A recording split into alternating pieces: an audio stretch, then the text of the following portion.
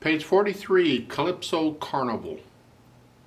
Sounds like a fun piece, but it's got eighth notes going crazy. Let's look at page 42. They're introducing you to the D major scale. So far, we've had C major, no sharps or flats. We've had G major with one sharp, F sharp. Now we get D major. D major has two sharps. And the order of the sharps in the key signature is the same all the time. The first sharp is always an F sharp. So D major, of course, is going to have an F sharp in it. We have to add another sharp, and the second sharp in a key signature is a C sharp. Here. So now it's time to go to my scale video and do the scale for D major. Learn the notes in the scale for D major. That way, when you get a piece that's in D major, two sharps, you just play in the key of D major. Which notes are sharp now, whatever? No, just play in that key and don't worry about it. It really works very well. And remember the whole step, half step pattern, whole, whole, half, whole, whole, whole, half for any major scale. Well, let's check it here.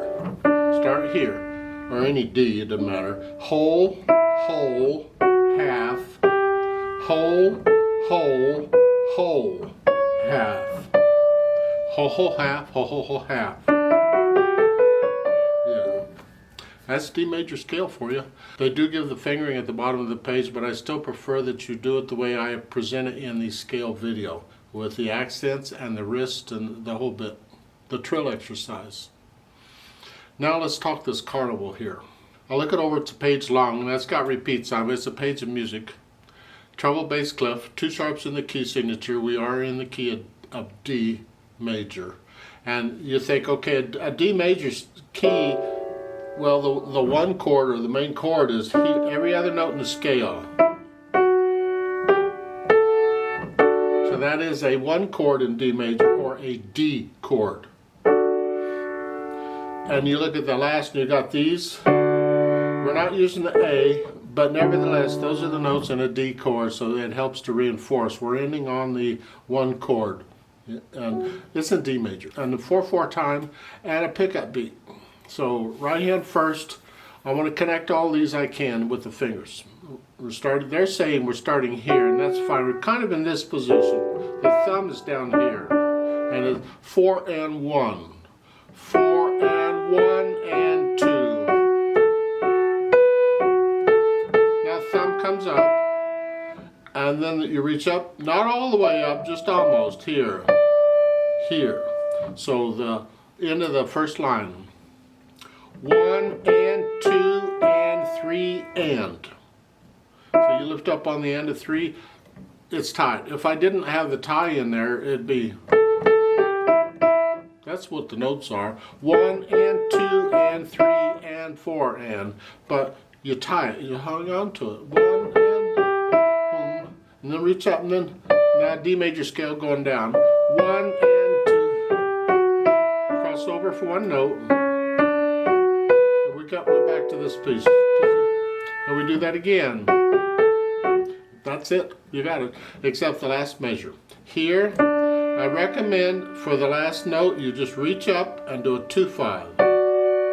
Because again, if we take the D major chord, and I add the D on top, I got 4 notes. It's not a triad anymore, it's just a 4-note chord.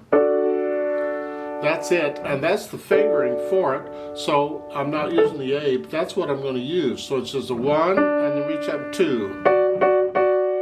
Yeah, for the cha-cha-cha. Is there a cha-cha-cha in Calypso? I don't know. It sounds like a cha-cha-cha to me though.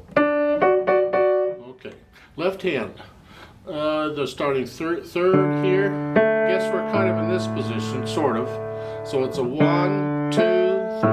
And here, this is all we're doing in the left hand until you get down to the last line. The last line is here. The first ending, I suggest, they're saying 3. If it's a stretch for you, you can collapse into a 5. If you want to. Just keep in mind that when you repeat, you go back to the beginning. You got 1.5 beats rest, you got to come back down here.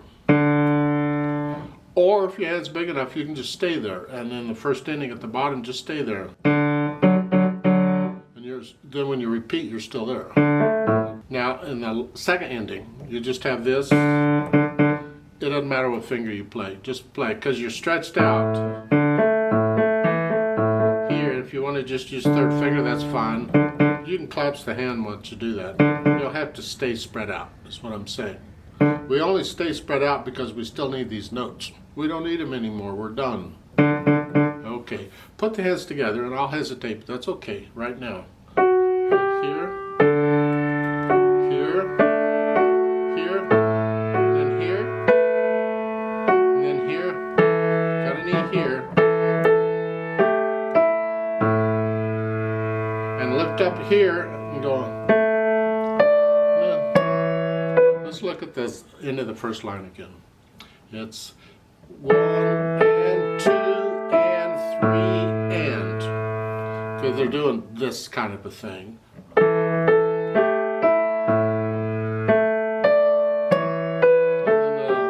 Okay, so I put the hands together, and then I'll go back over to measure so at a time, and I'll get rid of the hesitations. So it's a steady beat. Keep it slow, but no hesitations. Then I add the articulation. The staccatos are short, flexing at the wrist here.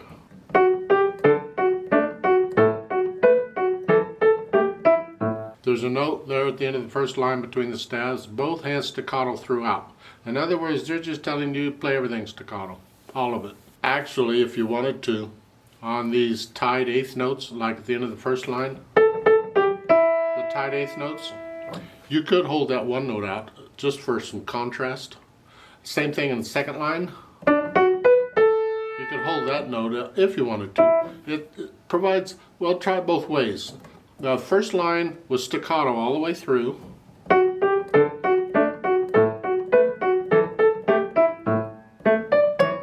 Like so. Or if I hold the note out, it's this.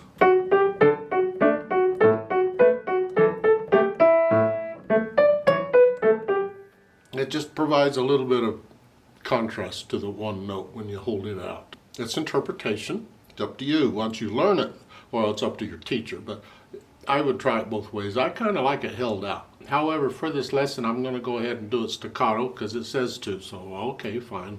And then at the bottom, you get the accents. You just play them a little louder. Or just play them a little louder. And once I have the articulation in, I add the dynamics. We have an MF-P at the beginning. Well, it's repeated because you have first and second ending at the bottom with a repeat sign. So the first time is mezzo forte or moderately loud, and that's the melody. This hand, soft in the background. And then when you repeat it, now it's soft. This is very soft.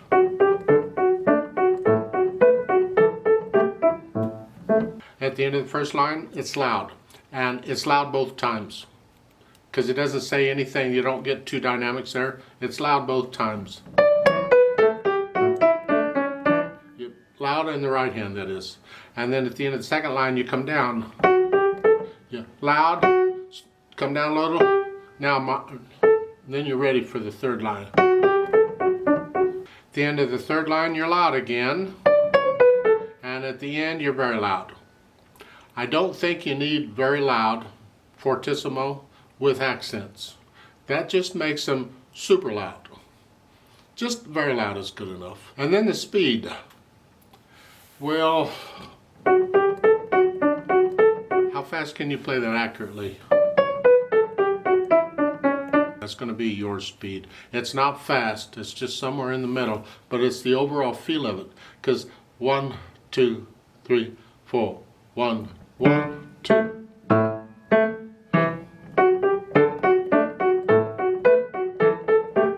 But if that's too fast for you, slow it down. And maybe for interpretation, on these notes, where I said you could hold them out, the tied notes. Well, maybe the first time you play it, you hold them out, and when you repeat it, you don't. Because it's nice to change something. I mean, we're changing dynamics, that helps, but you can also change that too. So maybe we'll hold them out the first time and not the second. Or the other way around. I don't care.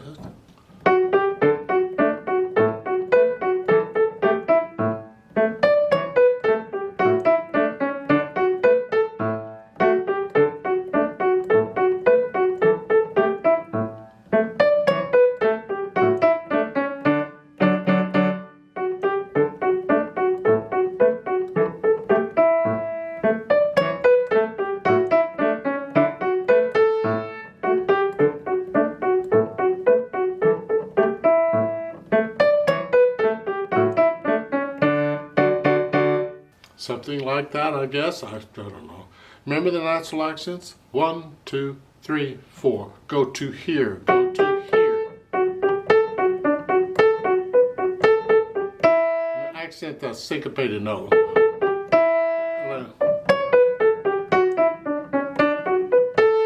That one. The syncopation really adds to the calypso style.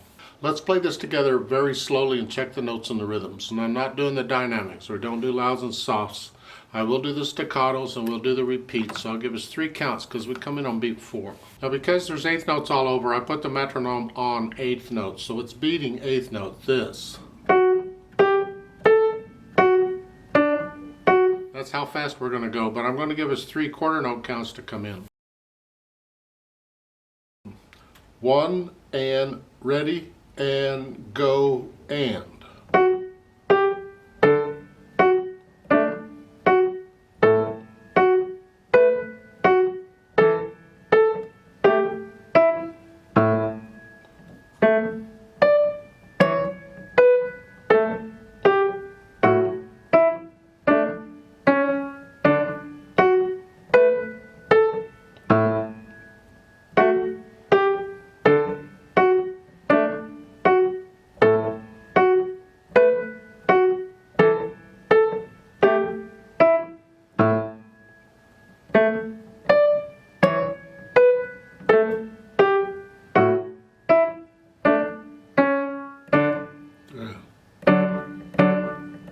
Repeat.